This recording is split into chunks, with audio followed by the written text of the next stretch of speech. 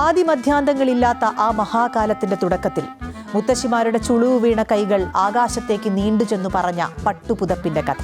വെളിച്ചത്തിന്റെ തമ്പുരാനായ ഡെവലും ഇരുട്ടിന്റെ നിഴലായ ബംഗും ചേർന്ന് കാലത്തിന്റെ തറിയിൽ നെയ്തെടുത്ത ഒരു മാന്ത്രിക പട്ടുടയാണ്. അന്ന് നക്ഷത്രങ്ങളുടെ പൊടിപടലങ്ങൾ പാതകളിൽ കനകമുത്തുകൾ പോലെ ചിതറിക്കിടന്നിരുന്നു.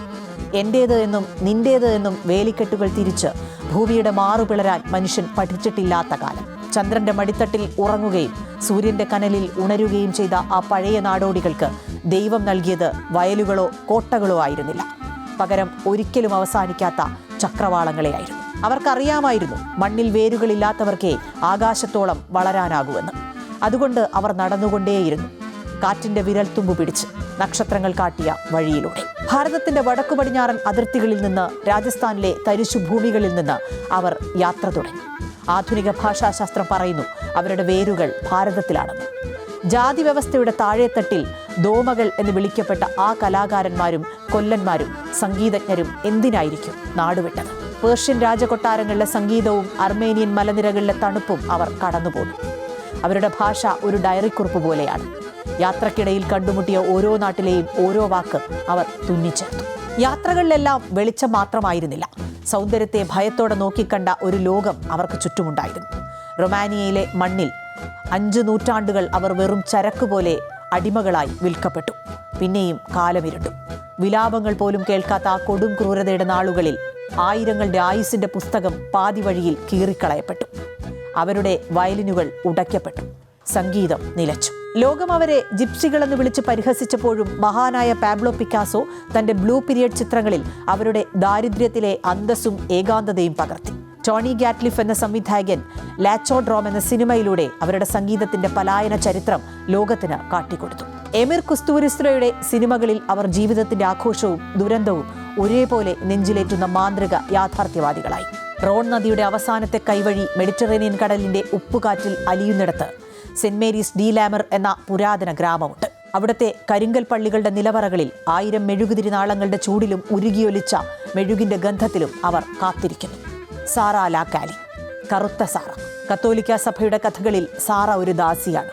യേശുവിന്റെ കുരിശുമരണത്തിന് ശേഷം തുഴയും പങ്കായവുമില്ലാത്ത ഒരു കൊച്ചു തോണിയിൽ മഗ്ദലന മറിയവും സംഘവും കടലിൽ അകപ്പെട്ടുപോയി.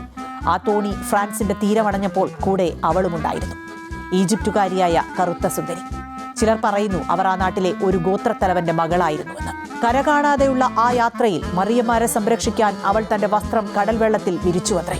ലോകം പടിയടച്ച് പുറത്താക്കിയ നാടോടി ജനത ഈ പുറത്തുള്ളവളിൽ തങ്ങളുടെ തന്നെ പ്രതിബിംബം കണ്ടു. അവർ അവളെ തങ്ങളുടെ കാവലാളായി സ്വീകരിച്ചു. ചരിത്രകാരന്മാരും പണ്ഡിതരും സാറയിൽ കാണുന്നത് മറ്റൊന്നാണ്. അത് സിന്ധു നദീതടത്തിന്റെ മണ്ണിൽ നിന്ന് പണ്ട് പുറപ്പെടുമ്പോൾ ആ നാടോടികൾ ഹൃദയത്തിൽ സൂക്ഷിച്ച കാളി എന്ന ദേവതയുടെ അവ്യക്തമായ ഓർമ്മയാണ്. കാലി എന്ന സംസ്കൃത വാക്കിന്റെ അർത്ഥം കറുത്തവൾ എന്നാണല്ലോ. ഓരോ വർഷവും മെയ് മാസം 24-ന് അവർ സാറയുടെ പ്രതിമയും ചുമന്ന് കടലിലേക്ക് ഇറങ്ങും. ആ പ്രതിമയെ കടൽ വെള്ളത്തിൽ മുക്കിയെടുക്കുന്ന ആ ചടങ്ങ് കണ്ടാൽ കാലത്തിന്റെ അഗാധതയിൽ എവിടെയോ മറന്നുപോയ ഭാരതീയ പൈതൃകത്തിന്റെ ഒരു അടയാളം പോലെ ആ ചടങ്ങ് ഇന്നും തുടരുന്നു. അടുത്ത കാലത്തായി മറ്റു ചില കഥകളും അവൾക്ക് ചുറ്റും നെയ്തെടുക്കപ്പെട്ടിട്ടുണ്ട്. സാറ വെറുമൊരു ദാസിയല്ല എന്നും യേശുവിനും മഗ്ദലന മറിയത്തിനും ഉണ്ടായ പുത്രിയാണെന്നും വിശ്വസിക്കുന്നവർ കുറവല്ല. ആ രക്തബന്ധത്തിന്റെ രഹസ്യം ലോകത്തിൽ നിന്നും മറച്ചുവെക്കാൻ ഫ്രാൻസിന്റെ ഈ ഏകാന്ത തീരത്ത് അവൾ ഒളിവിൽ കഴിഞ്ഞുവെന്ന് അവർ വിശ്വസിക്കുന്നു. മറയ്ക്കപ്പെട്ട സത്യത്തിന്റെ പ്രതീകമാണ് അവർക്ക് ഈ കറുത്ത മഡോണ. അവൾ ഈജിപ്തുകാരിയായ ദാസിയാകാം, ഭാരതത്തിലെ ദേവതയാകാം, അല്ലെങ്കിൽ ഗലീലിലെ രാജകുമാരിയാകാം. പക്ഷേ സാറ ലാ കാലി ഇന്നും ആ നിലവറയിൽ കാത്തിരിക്കുന്നു. ഒന്നും മറക്കാത്ത, എല്ലാം കണ്ടുതീർത്ത ഒരു ജനതയുടെ സാക്ഷിയായി. ഭൂപടങ്ങളില്ലാത്ത ഒരു ജനതയ്ക്ക് അവളാണ് ഏകലക്ഷ്യസ്ഥാനം. മനുഷ്യൻ എവിടെയെല്ലാം വേലിക്കെട്ടുകൾ തീർത്തുവോ അവിടെയെല്ലാം ആ വേലികൾ തകർത്ത് കടന്നുപോയവരാണ് റൊമാനികൾ. അവർക്ക് സ്വന്തമായ ഒരു സൈന്യമില്ല, പ്രസിഡന്റില്ല, അതിർത്തികളില്ല. പക്ഷേ അവർക്കൊരു ഭാഷയുണ്ട്. പല നാടുകളിൽ നിന്ന് പെറുക്കിയെടുത്ത വാക്കുകൾ കൊണ്ട് തുന്നിച്ചേർത്ത ഒരു ഭാഷ. അവർക്കൊരു സംഗീതമുണ്ട്, നിലവിളിയും ചിരിയും ഒരുപോലെ കലർന്ന സംഗീതം. എന്നെ നിർത്തിക്കൊണ്ടു തന്നെ അടക്കം ചെയ്യൂ എന്ന അവരുടെ ആപ്തവാക്യം മനുഷ്യന്റെ അതിജീവനത്തിന്റെ മുദ്രാവാക്യമാണ്.